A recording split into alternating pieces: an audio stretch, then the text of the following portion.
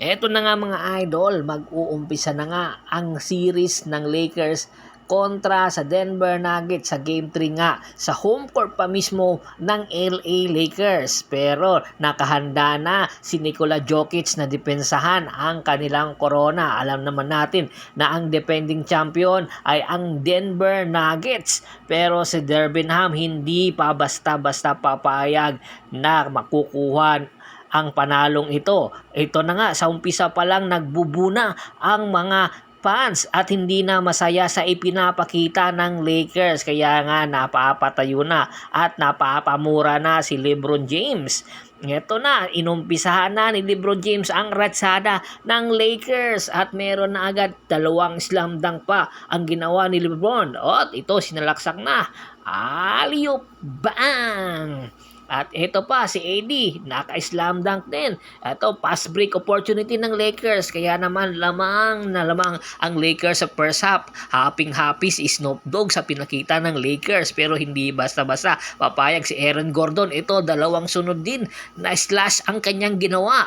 Pero si LeBron James, tinitingnan na ang depensa ng Denver Nuggets. Ito na, sinalaksak na, nangalabaw na. Oh, foul counted.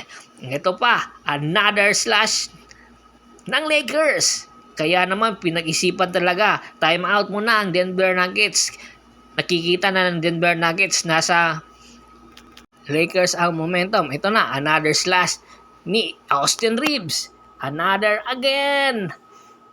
Plus, AD na naman sa ilalim. Grabe, ang lakas na AD. Kaya napapangiti na si LeBron James sa first quarter pa lang. 23-33. Lamang ang Lakers ng 10.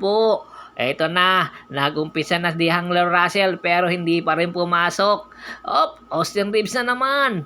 Talaga nangalabaw na ang Lakers sa first quarter pa lang ng laban. Pero nag-uumpisa na rin uminit si Aaron Gordon. At ito pa si LeBron, sinagot na naman ang tratsada ni Aaron Gordon sa second quarter. Another Aaron Gordon. Umiinit na talaga si Aaron Gordon. Ito pa, ang Lakers naman. Talaga naman ang Lakers. LeBron, another outside shot. Pang! Talagang lamang dito ang Lakers. Lamang sila sa second quarter. Another outside shot. Pero ito si Nikola Jokic. Sinagot na ang ratsada ng Lakers. Ito pa.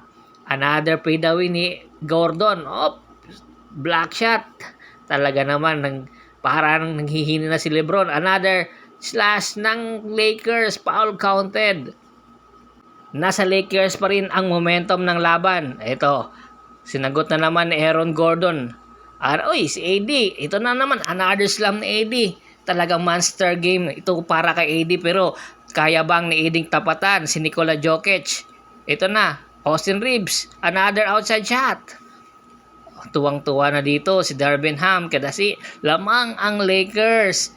Another outside shot again.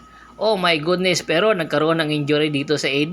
Tatay, namumroblema ngayon ng Lakers kung paano at sino ang pupwedeng pantapat ng Lakers kay Nikola Jokic. Another outside shot ng Denver Nuggets. Ito na, unti-unti nang dumidikit ang Denver Nuggets. Nagkakaproblema na si LeBron James kung paano nila mawawala ang momentum ng Denver Nuggets. Ito, another. Yaman ni popcorn. Ito na naman si Jamal Murray. Nag-uumpisa na ring uminit.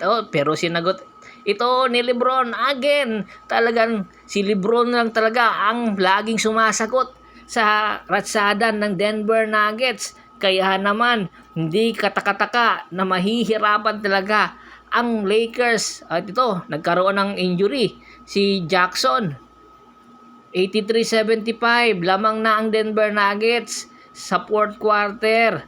Ito pa, another outside shot ng Lakers. Hinahanap ngayon ng mga fans kung ano nangyayari kay D'Angelo Russell at hanggang ngayon hindi pa nakakapuntos mga chong. Ito, nagrereklamo na si LeBron James sa referee at bakit ganon ang tawagan.